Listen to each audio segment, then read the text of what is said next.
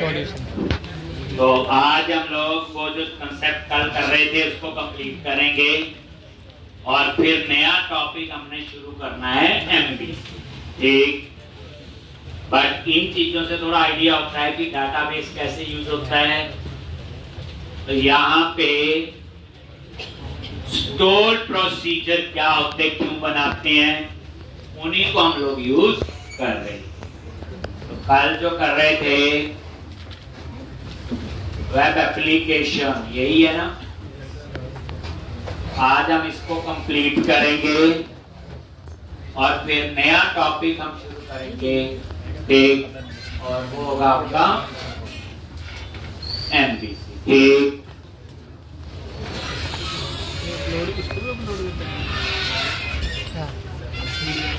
नहीं ये अपलोड नहीं करता, एक दो वीडियो बस प्राइवेट।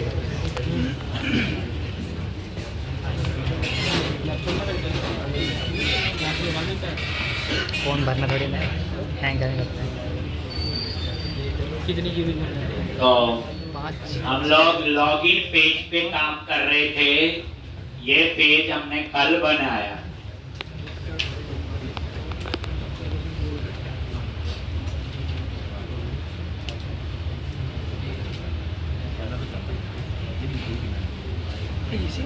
तो अब हमारी रिक्वायरमेंट क्या है, यूजर नेम पासवर्ड एंटर करेंगे। अगर ये यूजर नेम पासवर्ड ठीक है तो एम्प्लॉय वाला पेज ओपन होना चाहिए। अगर यूजर नेम गलत है तो मैसेज आ जाए रॉन्ग यूजर नेम। अगर पासवर्ड गलत है तो मैसेज आ जाए रॉन्ग पासवर्ड। ठीक, जैसे यहाँ यूजर नेम लिखेंगे और यहाँ पे पासवर्ड। और सबसे ज्यादा हैकिंग इसी पे होती, इसीलिए हमने क्या यूज किया, स्टोर। ठीक, तो अब यहाँ पे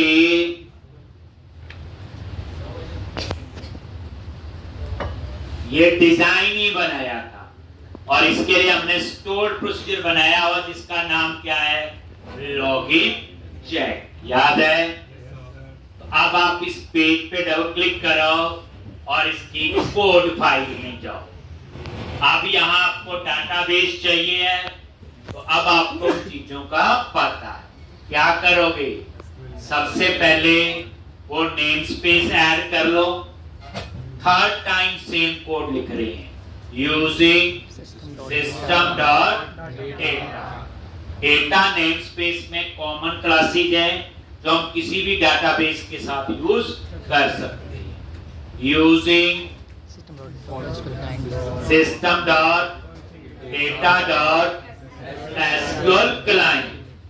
इसमें वो क्लासेज हैं जो सिर्फ माइक्रोसॉफ्ट एसक्यूएल सर्वर के साथ यूज होती है। यूजिंग सिस्टम डॉट कॉन्फ़िगरेशन, इसमें वो है जो आपकी वेब कॉन्फ़िग के साथ यूज होती है। ठीक,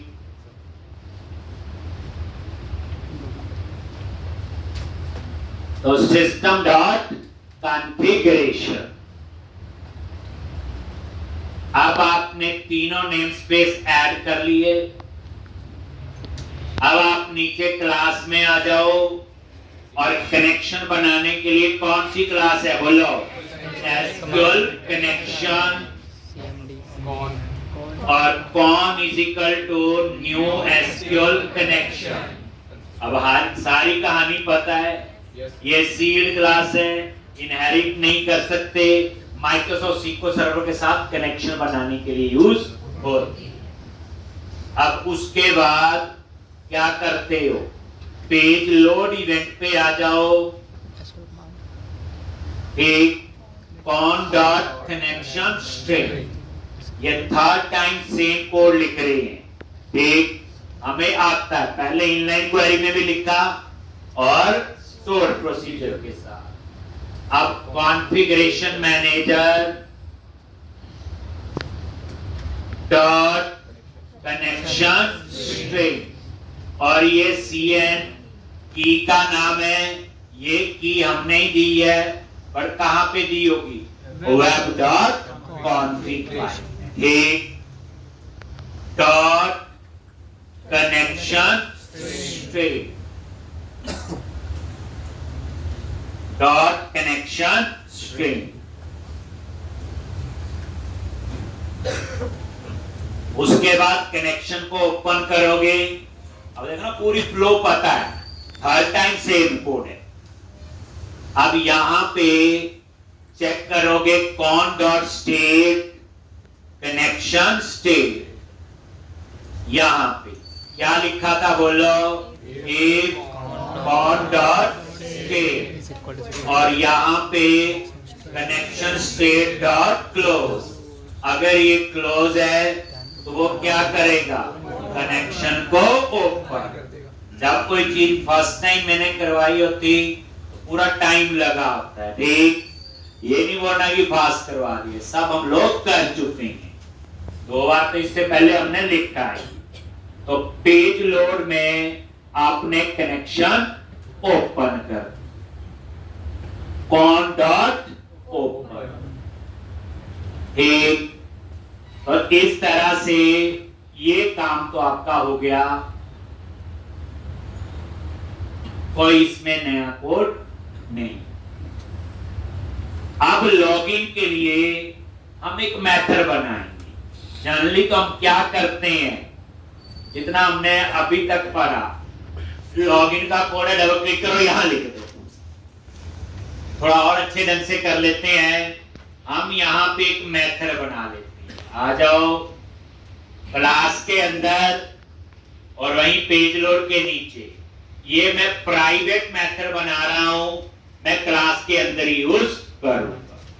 रिटर्न टाइप उसकी दे दी इंटीजर, ये वही इंट है जो 4 बाइट्स है, जैसे इंट 32 है।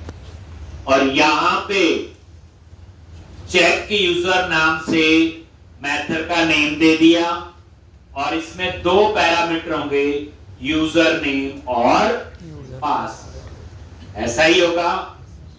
मैंने क्या बना रहा हूं, रीयूजेबिलिटी के लिए। अभी ये चेक यूजर बना लिया, 4 जगह यूज कर सकता हूं।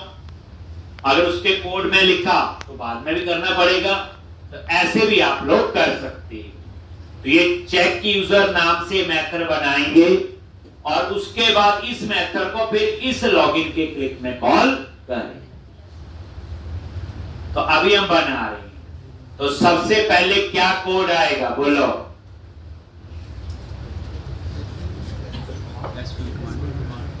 एसक्यूएल कमांड, जो आपको आता है, ये इक्वल टू न्यू, और ये उसका कंस्ट्रक्टर है।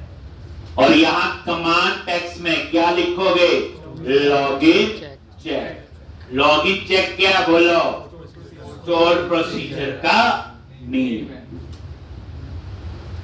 ये बड़े गुस्से से देख रहे हैं, हमने ही बनाया था। याद है, लॉगिन चेक जो है ये स्टोर प्रोसीजर है जो हमने बनाया, ठीक। ये है लॉगिन चेक। साथ साथ बच्चे प्रैक्टिस कर लेनी, तभी समझ आएगा, तभी पढ़ने का मजा भी आएगा। ठीक, आज ये खत्म करके मैं एमबीसी शुरू करूंगा। तो एमबीसी में तो और भी तामझाम होगा, HTML चलेगी, बूटस्ट्रैप चलेगी, जावास्क्रिप्ट चलेगी, ये तो चलेगा ही। वहां इतनी चीजें आप कैसे याद रख सकते हो? ठीक, तो उसके लिए बच्चे अब रोज की प्रैक्टिस का रेगुलर आप शेड्यूल बनाओ। ठीक, तो अभी आपसे कुछ गलती से छुट्टियां हो गई हैं बीच में। ठीक, बच्चे जो बोलते हैं मेरे पास तो एक बार ही आना 5-6 महीने, बाकी फेस्टिवल तो हर साल आते हैं। ठीक, तो आपके लिए एक ऑप्शन ये है बच्चे कि जितना मैं आज तक सिलेबस करवाया है, right from database handling, database handling से लेके आज तक जितना मैं कंप्लीट करवाऊंगा। ठीक, क्योंकि अब तो नया टॉपिक शुरू होगा एमबीसी, चलो वो तो समझ आ जाएगा, लेकिन इसको भी आना जरूरी है। तो गलती से छुट्टी हो गई है, लगता है कि मेरा मन भी पढ़ने वाला है, तो उनके लिए एक ऑप्शन है कि आपकी आज से ही आपकी 230 क्लास होती है, डाटाबेस की होती है अभी C++, 3:15 बजे तक वो खत्म हो जाती है। तो 3:15 पे ऑनवर्ड एक 35-40 मिनट जो है वो पूरा रिकैप करवा देंगे, कहाँ से लेके डाटाबेस बनाने से लेके इनलाइन क्वेरी से भी और स्टोर। जिस पे लेक्चर मिस है, छुट्टी हो गई है, उनको तो लगाना जरूरी है, बाकी तो ऑप्शनल है। तो वो क्लास का टाइम होगा आपका 3:50। जो पहले क्लास लगाते हैं कुछ, अभी तो डाटाबेस चल रहा है, सी उसके क्लास के इमीडिएट बाद में ही, तो 3:15 टू 35-40 मिनट की क्लास होगी, उसमें आपको पुराना एक बार रिकैप करवा देंगे। एक जो मिस होगा वो कवर हो जाएगा। एक लेकिन बच्चे जैसे मैं क्लास में करवाता हूँ वैसा कवर नहीं होता। एक तो इसलिए कोशिश करें कि कम से कम हो।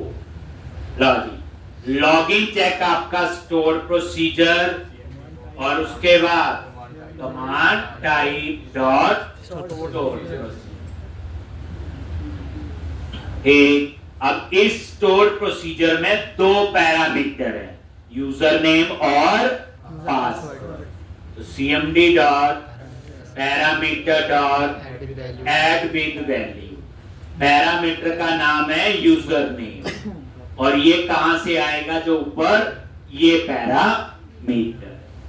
इसी तरह से cmd dot parameter dot add with value @ user password, और ये आपका पासवर्ड। ठीक,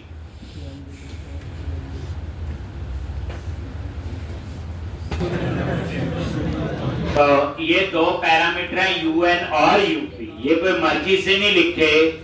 ये देखो, सर्वर एक्सप्लोरर में जाओ और अपना डेटाबेस, और यहां लॉगिन चेक स्टोर प्रोसीजर एक बार ओपन करके चेक कर लो। याद है तो ठीक है, अच्छी बात है।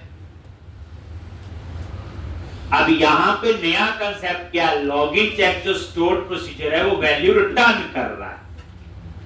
अभी तक ऐसी रिक्वायरमेंट मेरे पास नहीं आई थी।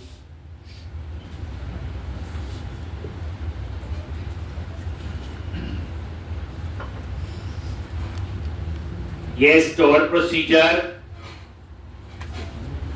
और ये लॉगिन चेक। राइट क्लिक किया इस पे, क्लिक ऑन ओपन।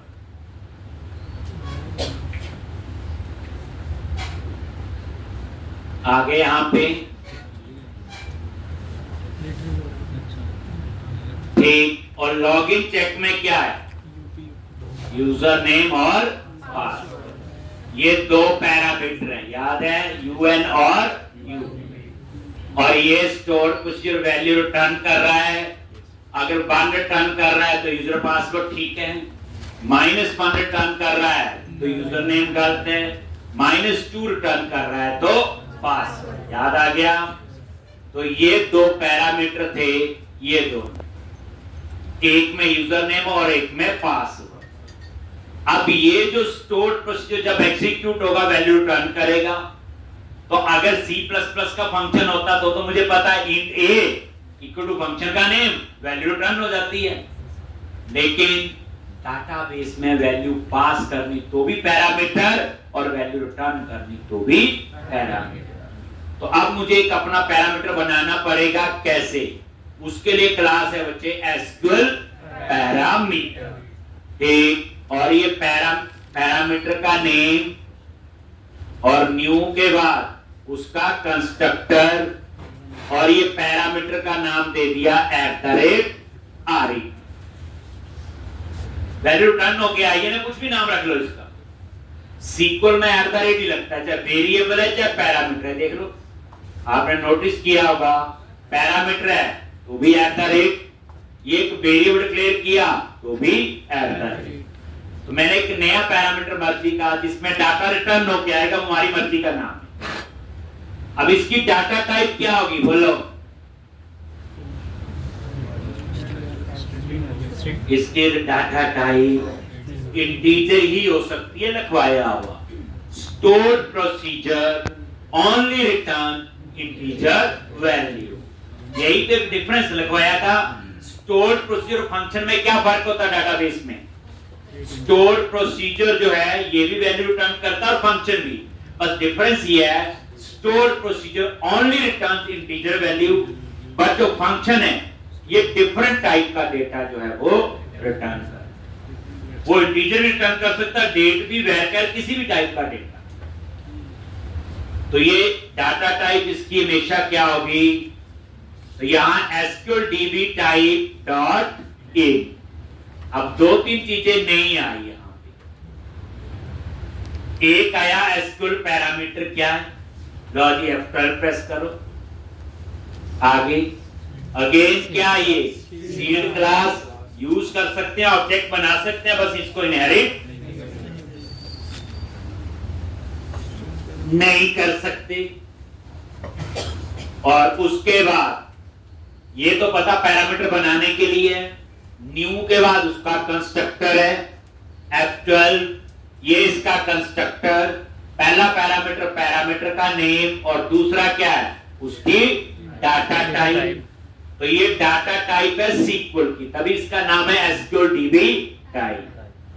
और SQL DB टाइप पे F12 प्रेस करो, क्या ये इनम्बरेशन, और एक किसमें system dot data name space में। और ये देखो ये SQL की सारी डाटा टाइप, यहाँ ये सारी डाटा टाइप। इनम हो गया यूज कितनी बार, लॉज।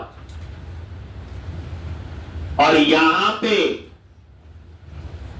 तो यहां पे आपका क्या है पैराम डॉट, अब ये पैरामीटर बन तो गया इंटीजर टाइप का, लेकिन ये कैसे पता चलेगा इस पैरामीटर में डाटा रिटर्न होके आए? ठीक, तो यहां पे याद रखना जो पैरामीटर है, types of parameter in stored procedure. तो आप बोलोगे नंबर 1 इनपुट, इनपुट का मतलब होता है वैल्यू पास करना। नंबर 2 आउटपुट, उसका मतलब होता है वैल्यू रिटर्न करना। नंबर 3 इनपुट आउटपुट, ऐसा पैरामीटर जिससे दोनों काम, वैल्यू पास भी कर सकते हैं, वैल्यू रिटर्न भी कर सकते हैं। ठीक, इनपुट आउटपुट। तो we have 3 types of parameter in stored procedure. Number 1 input, number 2 output, number 3 input output. Meaning input सिर्फ वैल्यू पास होगी, आउटपुट वैल्यू रिटर्न होगी। इनपुट आउटपुट दोनों काम, वैल्यू पास भी वैल्यू रिटर्न भी। पूछा जाता है types of parameter in stored procedure, 3 types के, लेकिन प्रैक्टिकली जब यूज करें तो वहां 4 बनते, 4 टाइप्स के। कैसे ये देखो, अगर हम किसी पैरामीटर के टाइप नहीं दे रहे बच्चे, इसमें तो नहीं दी और ना ही इसमें, तो इनकी टाइप जो है वो बाय डिफॉल्ट इनपुट होती है। क्या होती है? इनपुट। इनपुट का मतलब क्या होता है? वैल्यू पास कर सकती है। जैसे @RET की क्या है?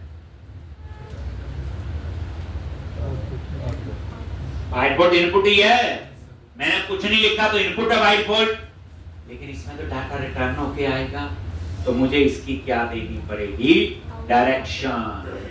और यहां पे ये देखो डायरेक्शन इज इक्वल टू क्या आएगा? Parameter, parameter direction dot.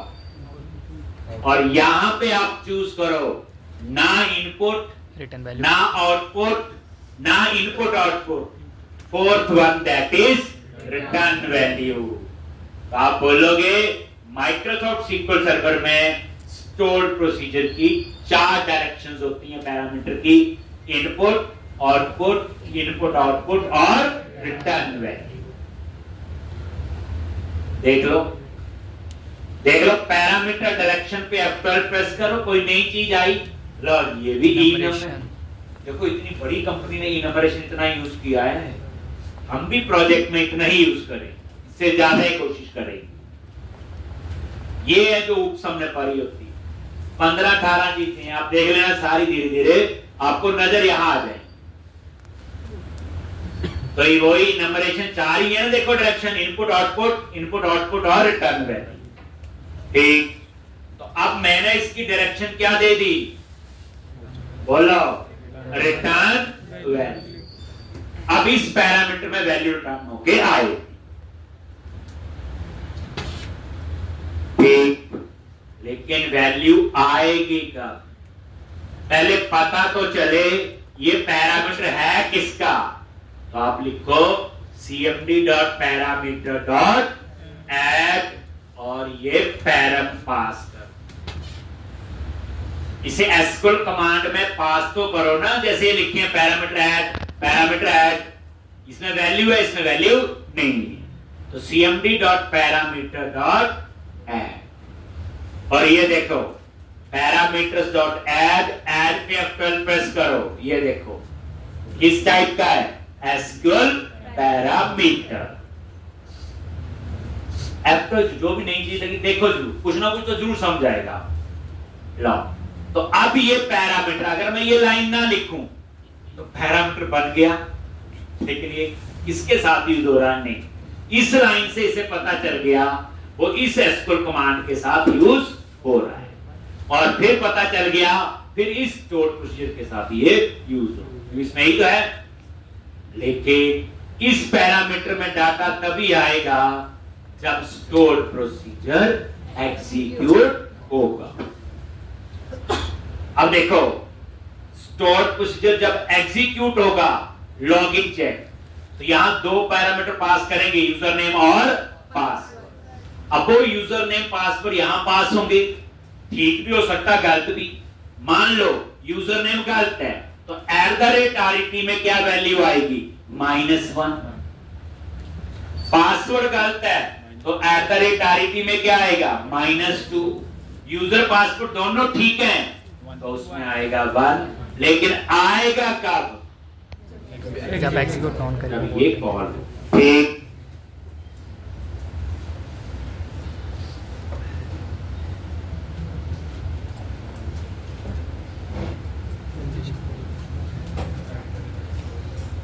ठीक, तो जब एग्जीक्यूट नॉन क्वेरी क्या करेगा, इस स्टोर्ड प्रोसीजर को एग्जीक्यूट करेगा, जैसा यूजर ने पासवर्ड पास किया होगा उसके अगेंस्ट वैल्यू रिटर्न होके @RET में आ जाए। अब यहां पे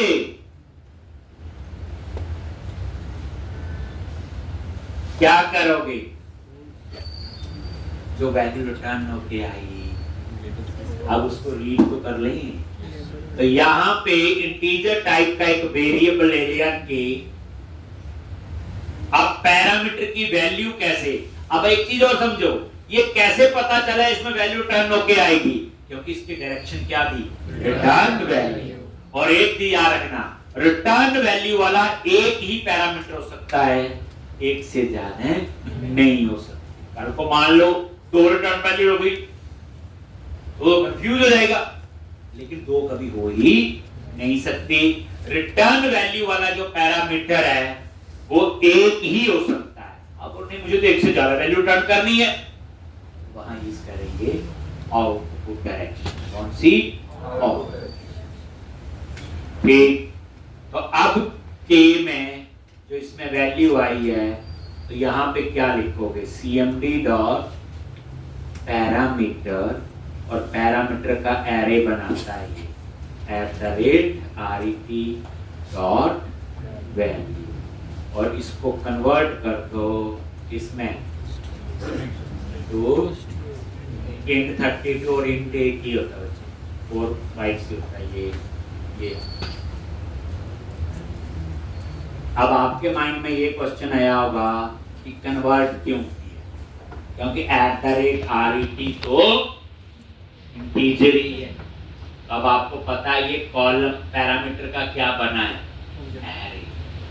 अब ये एरे किसका है, तो खुद देखो, एक पैरामीटर @UN, ये किस टाइप का, वैरचर का, @UP वैरचर, @RET इंटीजर, ऐसे को डेट टाइम डबल डेसिमल, तो जब अलग अलग टाइप का डेटा स्टोर हो रहा हो तो वो एरे ना स्ट्रिंग का होता है इंटीजर का, वो एरे होता है एरे ऑफ ऑब्जेक्ट्स, जिसको हम क्या कहते हैं कलेक्शन। कलेक्शंस क्या होती है एरे ऑफ ऑब्जेक्ट्स। तो अब क्या होगा यहां पे ठीक के में आपका क्या आ जाएगा बोलो, जो ये वैल्यू है। अब ये वैल्यू क्या होगी by default object, that's why आगे क्या कन्वर्ट कर दिया इंटीजर। ठीक, अब उसके बाद क्या लिखना है cmd dot dispose. SQL command class ने जो रिसोर्स यूज किए वो फ्री कर दोगे और के में जो वैल्यू आएगी वो रिटर्न हो जाएगी, क्योंकि इसकी रिटर्न टाइप क्या है यहां इंटीजर। अब इस के में क्या आएगा बोलो, या 1 या -1 या -2।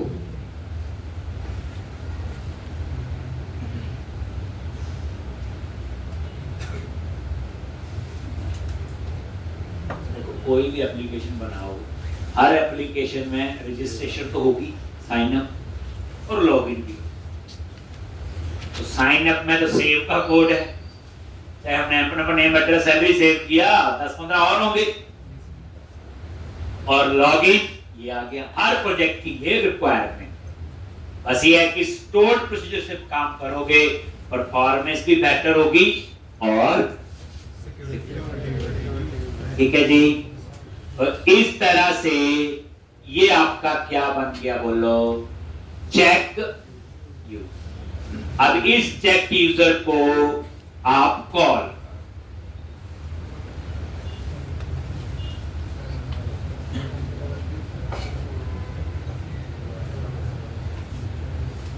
फिर ये जो चेक यूजर है आप उसको कॉल करो, कहां पे, लॉगिन बटन के क्लिक आगे, और यहां पे इंट डी, और ये देखो ये चेक यूजर, और यहां पे टेक्स्ट बॉक्स 1 में क्या है बोलो, यूजर नेम, और टेक्स्ट बॉक्स 2 में क्या है पास।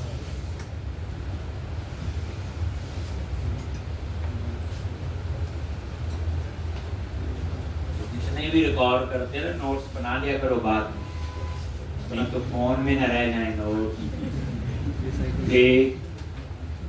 मैं एक पर्सनल एक्सपीरियंस शेयर कर रहा हूँ, जितने भी बच्चे रिकॉर्ड ही करते हैं उनका इंटरव्यू क्लियर नहीं होता है। जब बच्चे आप कोड को लिखोगे, गलती करोगे, फिर उसको ठीक करोगे, कितना सीखोगे खुद अंदाजा लगाओ। मैंने देखे हैं काफी बच्चे, तो मैं ये नहीं कहता रिकॉर्ड करो, बाद में इसके नोट्स भी पूरे बनाओ। वीडियो है, रिकॉर्डिंग जो थोड़ा बहुत किया होता है इसको सिर्फ हेल्प के लिए है कि नहीं यार चलो फंस के देख लेते हैं। एक तो कोशिश किया करो कि बिना उसको यूज किए, क्योंकि नोटबुक पे जब लिखोगे थोड़ी गलती होगी, मैं यही तो चाहता हूँ गलती हो, फिर उस गलती को तो ठीक करो, तभी तो कोड पूरा समझ आए। जितना इजी करते जाएंगे, हमारे कंसेप्ट उस तरह से क्लियर नहीं होते। सिंपल सी बात है बच्चे, गलतियों से सीखता है इंसान, ये तो सुना हो आपने, कोडिंग भी गलतियों से सीखी जाएगी। तो इसलिए कोशिश करें कि जो भी तामझाम है उसके नोट्स जरूर बनाएं, फिर उसके बाद कोई प्रॉब्लम आती छोटा मोटा तो वो फिर आप लोग देखो, लेकिन वो भी तब देखो जब हार मान जाओ। पहले आप पूरी डिबगिंग करो, ब्रेक पॉइंट लगाओ, बताया था कल, ये करो, F12 प्रेस करो, देखो क्या एरर है। 2 घंटे लगेंगे, 3 लग जाएंगे, छोटी सी एरर होगी, लेकिन जब वो एरर ठीक कर दोगे तो पूरी जिंदगी नहीं आप उसको दोबारा से वैसी गलती करोगे, क्योंकि जिसने 3 घंटे खाए हैं तो पता ही है। इसलिए कोशिश जरूर करो, एरर आए पूछनी नहीं किसी से, वो तो पूछने का वजह हार मान जाओ, नहीं तो लैब वाले आएंगे वो करके चले जाएंगे। फिर आपको क्या फायदा हुआ? पहले कोई एरर आता है, देखो एरर है वो आप डाल रहे हो, मैं तो नहीं डाल रहा हूँ, मैं तो ठीक ही कोड दे रहा हूँ, बिकॉज आपने कोई गलती की है, ढूंढो उसको क्या गलती की। ठीक, अगर ये चीज कर लोगे तो इस तरह से प्रैक्टिस, लैब में बैठे हो 2-3 घंटे लगाओ, मता मारो, देखा जाएगा।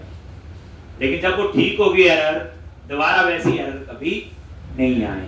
ठीक, इसलिए वजह कोड से डरना नहीं, एरर से ही सीखना है। कोशिश करें कि जितना आप लोग लिखोगे कोड को उतनी ही प्रैक्टिस होगी। अब ये देखो टी वेरिएबल में क्या आएगा, तो यहां चेक किया इफ डी इक्वल टू -1, और मैंने लिख दिया एक लेबल लिया, एक लेबल टेक्स्ट, और यहां लिख दिया मैंने रॉन्ग यूजर नेम। कुछ भी आपने ऐसे मैसेज दे, और फिर इफ डी इक्वल टू -2, और यहां पे रॉन्ग पासवर्ड। अब समझ आ गई क्यों दिए थी वैल्यू ये? ठीक, क्योंकि मैसेज तो यहां देने हैं, स्टोर्ड प्रोसीजर में डाटाबेस में थोड़ी देंगे मैसेज। अब इसी तरह से इफ डी 1 है तो यूजर भी ठीक है और पासवर्ड भी ठीक है। तो हम चाहते हैं नेक्स्ट पेज पे जाना है, तो उसके लिए होता है बच्चे रिस्पांस डॉट रीडायरेक्ट, और पेज का नाम क्या है? Employ dot ASPX। किसी पेज पे जंप करने के लिए रिस्पांस डॉट रीडायरेक्ट, और उस पेज का आपने यहाँ पे URL दे दिया, जिस पे पेज पे जाना है, that is employ dot ASPX। ठीक,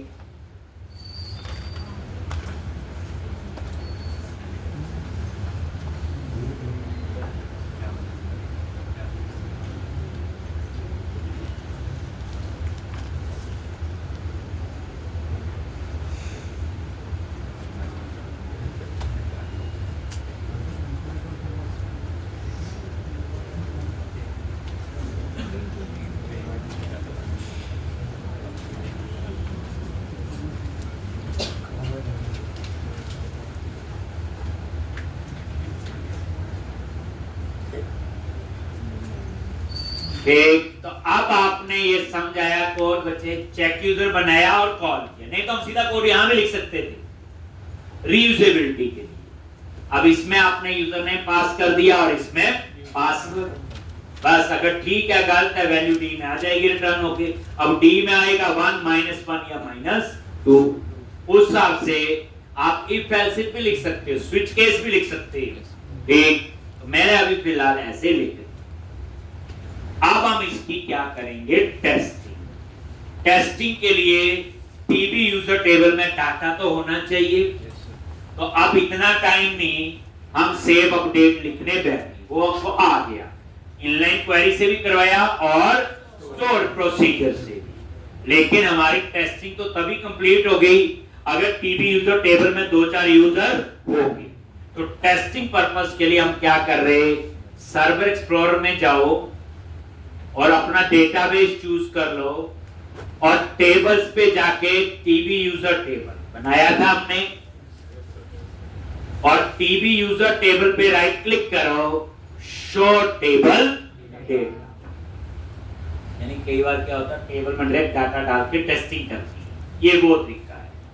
एक शो टेबल डेटा, ये देखो सर्वर एक्सप्लोरर में गए, डेटाबेस, टेबल है टीबी यूजर, राइट क्लिक करो और शो टेबल डेटा, आगे यहां पे, और ये देखो यूजर नेम एडमिन लिख दिया, password AD, user name admin 1 password AD 1, user name admin 2 password AD 2।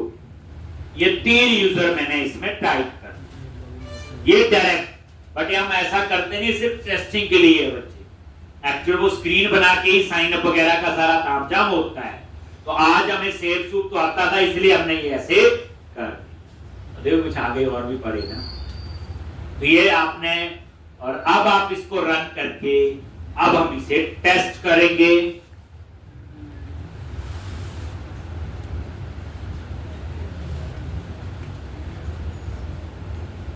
Login स्कैनियर startup, ये देखो यूजर गलत पासवर्ड भी गलत, तो पहले यूजर ही चेक करेगा। मैसेज आ गया रॉन्ग यूजर नेम, अभी लेबल में दिखा रहे हैं, बाद में बड़ी बड़ी डायलॉग बॉक्स हमारे पास होते हैं। अब यूजर नेम तो ठीक है, पासवर्ड गलत लिख दिया और यहाँ पे रॉन्ग पासवर्ड, मैसेज चेंज हो गया। अब पासवर्ड भी ठीक है, एडी मान लो, और लॉगिन पे क्लिक किया और किस पे आ गया, एम्प्लॉय वाले पेज, खत्म हो गया।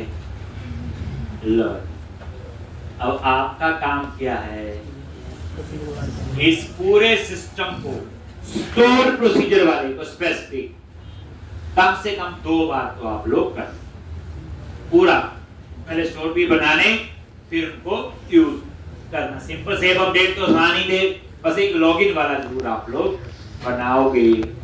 तो ये था सारा तामझाम तो आपको आना चाहिए, ठीक। तो ये मैंने ASP.NET का थोड़ा बताया आपको। अब हम लोग शुरू करेंगे नया टॉपिक है बच्चे, MVC, और इसमें 1 महीना तो मैंने लगाना है, 2 दिन ऊपर नीचे लेक्चर हो सकते हैं, और ये आना ही चाहिए। आप ये लेके चलो, MVC जो है आर्किटेक्चर है एक, और ये जावा में भी होगा, पाइथन में भी है, PHP में भी है, .NET में तो हम लोग पढ़े, ऑलमोस्ट मैक्सिमम में ये होगा। और अब कोडिंग का तरीका थोड़ा सा और अलग होगा। तो सॉल्यूशन बच्चे यही है, प्रैक्टिस। आज टाइम मिला है तो इस एप्लीकेशन को कंपनी में इतना टाइम नहीं देता कि पुरानी प्रैक्टिस आप करते, नया यूज होगा उसकी करनी पड़ेगी, नहीं तो इसलिए कोशिश करें कि आज ये कंप्लीट होना चाहिए। तो अब हम नया टॉपिक शुरू करने जा रहे हैं, MVC मॉडल व्यू कंट्रोलर। पहले हम समझेंगे ये MVC क्या कहानी है, क्यों हमें पढ़नी पड़, मॉडल व्यू कंट्रोलर। अभी हमने पहले क्या पढ़ा, ASP.NET जो आपने अभी किया, उसमें क्या होता था, मेन डिफरेंस उसमें जो थी, आपने देखा एक पेज बनता था ASPX एक्सटेंशन से, एक पेज बनता था ASPX.CS, और ये जो होती थी आपकी, ये टाइटली कपल्ड, बताया था टाइटली कपल्ड, इसका मतलब है एक पेज दूसरे पे डिपेंडेंट, लिखा होगा वहीं लिखते हैं कोड सारा, देख लिया आपने कई बार। लेकिन जो MVC है ये आपका क्या होता है, लूजली कपल्ड, ठीक। ये लूजली कपल्ड है, इसमें सारी कोड की डिवीजन होगी, वो बाद में लिखना, बाद अभी इतना याद रखो कि लूजली कपल्ड। मैं पूरा आर्किटेक्चर MVC का समझाऊंगा, अपने आप ये समझाएगा कि इसका मीनिंग क्या है, ठीक। टाइटली कपल्ड ASP.NET, तभी ना अब ASP.NEट की जगह MVC क्यों पढ़ना पड़ रहा है, तो एक आंसर दे दोगे कि MVC जो एप्लीकेशन है वो क्या होती है, लूजली कपल्ड होती। जब मैं पूरा एक्सप्लेन करूंगा आर्किटेक्चर तब आपको वो पता, ठीक। तो MVC क्या आपका, मॉडल व्यू कंट्रोलर। मॉडल, मैं यहां ना बीच में कंट्रोलर लिखता हूं, और व्यू, मॉडल कंट्रोलर व्यू है, MVC है, ये नहीं कि कोई अलग चीज है, मॉडल व्यू कंट्रोल एक ही बात, समझाने के लिए मैं ऐसे लिखता हूं। तो पहली बात है MVC, जब आप बोलोगे मुझे MVC आता है, तो बच्चे MVC एक जनरल टर्म है। MVC किस में आता है, जावा में, पाइथन में, PHP में, .NET। तो यहां आपको बताना पड़ेगा कि वे जो हम MVC पढ़े हैं वो है दैट इज इन ASP.NET, जावा में होगा तो जावा, लेकिन जो मैं इसकी कहानी बताऊंगा वो कॉमन है, वो अलग नहीं, सिर्फ ये होता है सिंटैक्स, जैसे मैं यहाँ सी शार्प का कोड लिखूंगा तो यहाँ सिंटैक्स सी शार्प के होंगे। एक पीएचपी है तो मैं पीएचपी का कोड लिखूंगा, जावा होगी तो जावा का लिखूंगा, सिंटैक्स है। तो ये जो हम पढ़ने जा रहे हैं दैट इज ASP.NET M। अब यहाँ पे मॉडल, सबसे पहले मॉडल क्या चीज है, इससे भी पहले बच्चे आपको एक और पता होना चाहिए, 2 टायर आर्किटेक्चर, 3 टायर आर्किटेक्चर और N टायर आर्किटेक्चर। फिर हम इस पे आते हैं, उसका नॉलेज पहले होना चाहिए, थ्योरी है वो, कुछ नहीं। और अपना प्रोजेक्ट मॉडलिंग 2 टायर TIER, दूसरा टायर ना सोच लेना, 2 टायर आर्किटेक्चर जैसे ये प्रोजेक्ट मॉडलिंग होती है, कोडिंग नहीं है जो मैं अभी बताऊंगा। देखो, एक होती डेटाबेस टायर, जहां आपका डेटाबेस है, टेबल है, स्टोर प्रोसीजर है, प्राइमरी की, आता में जितना मैंने करा उतना तो आ गया। That is your database tyre जिसका हमें नॉलेज है। और दूसरी जो होती है आपकी दैट इज प्रेजेंटेशन टायर, जो हम आज तक काम कर रहे थे, that is 2 tier architecture, database tyre और प्रेजेंटेशन टायर। इसमें होता क्या है, डेटाबेस टायर में आ गया बच्चे, डेटाबेस, टेबल, स्टोर प्रोसीजर, ये डेटाबेस का सारा काम जाना। प्रेजेंटेशन टायर, जो आप स्क्रीन बना रहे थे, लॉगिन की स्क्रीन बनाई, एम्प्लॉय की स्क्रीन बनाई, जो हमें नजर आ रही, दैट इज प्रेजेंटेशन टायर। तो 2 टायर आर्किटेक्चर में होता क्या है कि प्रेजेंटेशन टायर में हम डायरेक्ट डेटाबेस टायर को एक्सेस करते हैं, यानी प्रेजेंटेशन टायर में हम डायरेक्ट किसको एक्सेस करते हैं, डेटाबेस टायर। अब सोचो, अभी वाला प्रोग्राम देखो, लॉगिन वाला, login.aspx पे क्या थी, डिजाइन था, उसकी कोड फाइल में वही कनेक्शन ओपन हुआ, वही स्टोर प्रोसीजर, या वही हम इनलाइन क्वेरी लिखते थे, ऐसे ही था, ठीक। तो वहां क्या था, डेटाबेस को हम डायरेक्ट कहां एक्सेस कर रहे थे, प्रेजेंटेशन कर रहे थे, नहीं कर रहे थे। जैसे एसक्यूएल कमांड के अंदर लॉगिन चेक लिखा, क्या मतलब हुआ इसका, डायरेक्ट डेटाबेस को कहां एक्सेस किया, प्रेजेंटेशन टायर। ऐसे हो रहा था, नहीं हो रहा था। जो आप अभी जितना मैंने करवाया आपको, दैट इज 2 टायर आर्किटेक्चर, जो यूज नहीं होता। ये देखो, तो मैं अभी प्रोग्राम कंप्लीट किया, इसमें इसका मतलब क्या है, 2 टायर आर्किटेक्चर। देखो, database tyre, database table store भी आगे बनाने, और उसके बाद हम क्या करते थे, कोई भी है, चाहे एम्प्लॉय वाला एग्जांपल है, चाहे लॉगिन वाला है, ये आपकी स्क्रीन थी, बनाते थे हम लोग, ये प्रेजेंटेशन टायर है, और ये इसकी कोड है। तो हम क्या करते थे, यही पेज लोड में कनेक्शन एक्सेस किया तो डेटाबेस एक्सेस हुआ नहीं, उसके बाद नीचे हम लोग ये स्टोर बी का नाम लिखे हैं, तो कहां से है, सीधा डेटाबेस एक्सेस हुआ। तो मेरा मतलब कहने का यही है, ये क्या होती है आपकी, बोलो, प्रेजेंटेशन टायर, और इसे कहते हैं 2 टायर आर्किटेक्चर, जो हम अब यूज नहीं। इसमें क्या होता है आपका, जो हम यूज करते हैं, इसमें क्या आता है कि बीच में आपका आता है बिजनेस टायर, जिसको आप मिडिल टायर भी बोल सकते हो, जिसको आप बिजनेस लॉजिक लेयर भी बोल सकते हो, समझना है।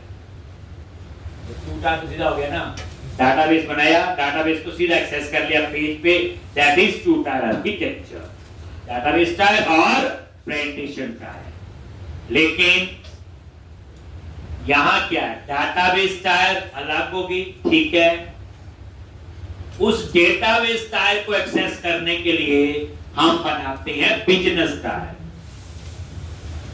मिडिल टायर या बिजनेस लॉजिक लेयर, एक ही बात है। बिजनेस टायर, मिडिल टायर या बिजनेस लॉजिक,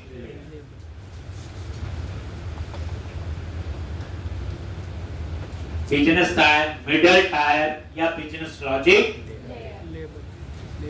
तो यहां पे हम लोग क्या करते हैं, डाटाबेस टायर को एक्सेस करते हैं। आप ऐसे भी याद रखो, यहां बिजनेस टायर में हम पूरे प्रोजेक्ट का बिजनेस लॉजिक लिखते हैं। क्या लिखते हैं? Business logic. और इस बिजनेस लॉजिक में हम डाटाबेस टायर को एक्सेस करते हैं। अब ये बिजनेस लॉजिक हम क्लासेस में भी लिख सकते हैं, जो हम लिखेंगे आगे। तो यहां पे हम पूरे प्रोजेक्ट का बिजनेस लॉजिक लिखते हैं, तभी इसको बिजनेस टायर भी कहते हैं, बिजनेस लॉजिक लेयर भी कहते हैं, कि मिडिल टायर।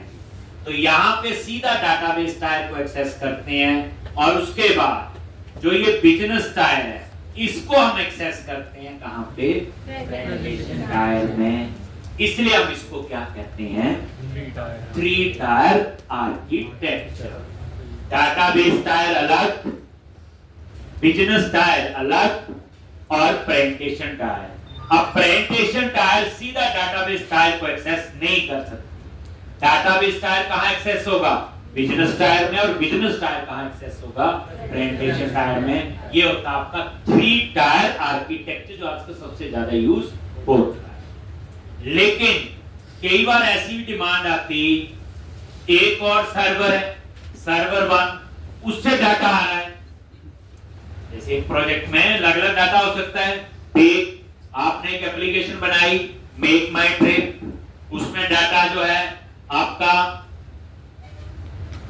ओबराय होटल का भी आ रहा है, वहां डाटा ताज का भी आ रहा है, डाटा रेडी अलग अलग डाटाबेस से आ रहा है, तो अलग अलग लॉजिक होंगे।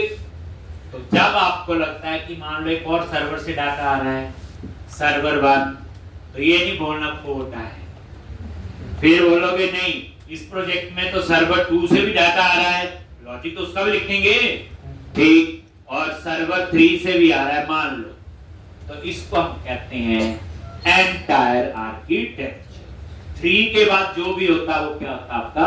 एंटायर। एंटायर जो होता है वो रिक्वायरमेंट पे यूज होता है।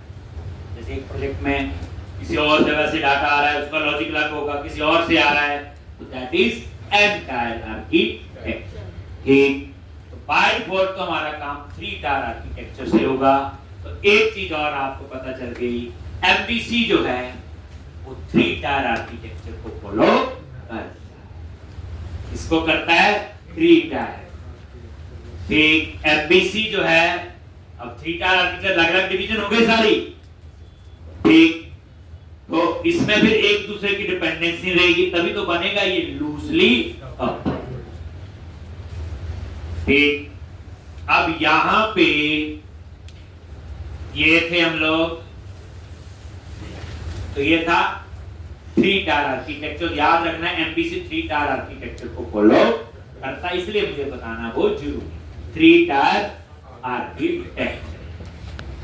ठीक, जैसे हमारे पास एक मॉडल्स नाम का फोल्डर होगा, जहां हम लोग मॉडल्स बनाएंगे।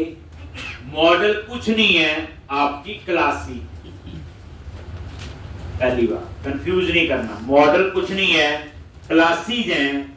अब वो क्लासेस किस लैंग्वेज में? हम तो सी शार्प में बनाएंगे, जावा वाला जावा बनाएगा, पाइथन वाला पाइथन में, पीएचपी वाला। तो मॉडल जो है दैट इज योर क्लास। और यहां पे हम लोग पूरे उसकी एप्लीकेशन का बिजनेस लॉजिक यहां पे या लिखते हैं।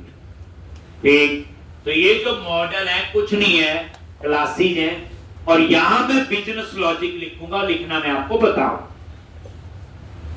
उसके बाद लॉजिक तो लिख लिया, लॉजिक क्या है? सेव का कोड, अपडेट का कोड, डिलीट का कोड, डिस्प्ले का कोड, कुछ भी हो सकता है। कंट्रोलर, अगेन आपकी कंट्रोलर भी क्या है? क्लासेस हैं, जो लैंग्वेज आप यूज कर रहे हैं। ठीक, और इसी तरह से व्यू। व्यू क्या आपका? बोलो, व्यूज है जो हमें स्क्रीन पे नजर आता है, जिसे प्रेजेंटेशन हम कहते हैं। और उसकी एक्सटेंशन क्या होती? .cshtml। तो पहली बात है, ये आपस में कंट्रोलर क्या है? ये मेन हार्ट है, याद रखना है एमबीसी। कंट्रोलर को आप बोलोगे that is your request handler. क्या बोलोगे इसको? Request handler.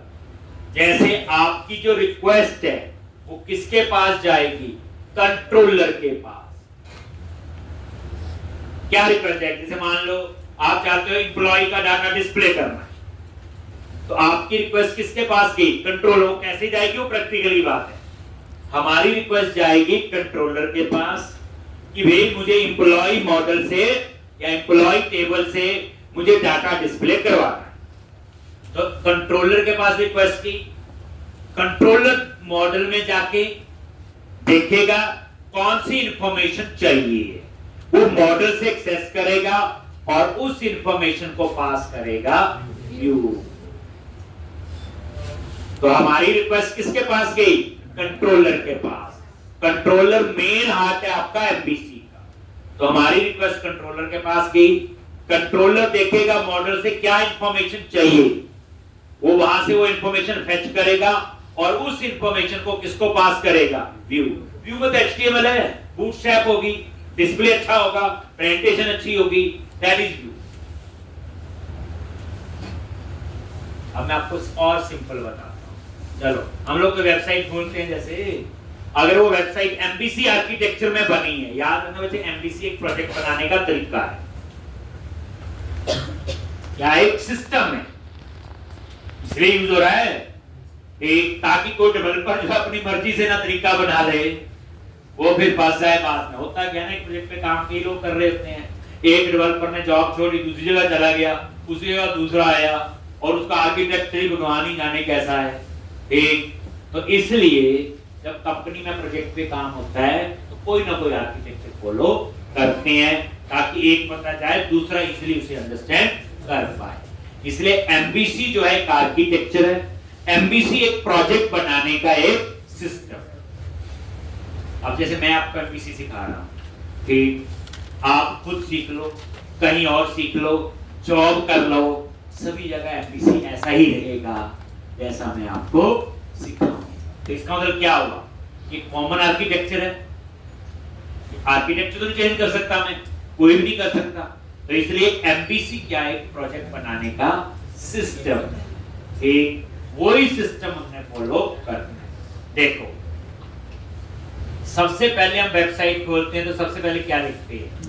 url, ठीक। उसके बाद जैसे यूआरएल आपने लिखा तो आपकी रिक्वेस्ट किसके पास जाएगी? कंट्रोलर के पास। हमें 2-3 दिन तो इसका आर्किटेक्चर समझने में लगने है और ये समझ आ गया फिर कोडिंग में आसान है। कंट्रोलर देखो यूआरएल में लिखा www.abc.com, देन रिक्वेस्ट किसके पास गई? कंट्रोलर। चाहते हैं कि वो एमबीसी आर्किटेक्चर में एप्लीकेशन बनी होनी चाहिए। कंट्रोलर में गई रिक्वेस्ट, अब बाहर से आपको कोई डाटा लेके आ तो फिर वो कहां जाएगा? बोलो मॉडल। वो देखेगा मॉडल में है तो वहां से वो डेटा उठाएगा और उसको किसको पास करेगा? व्यू। किसको पास करेगा? व्यू। इस तरह। तो कंट्रोलर क्या हुआ? That is request handler. आपको कुछ भी काम करवाना है कंट्रोलर के पास पहले जाना पड़ेगा। एमबीसी में सिंपल सी बात है, ये पूरी बात याद रखो।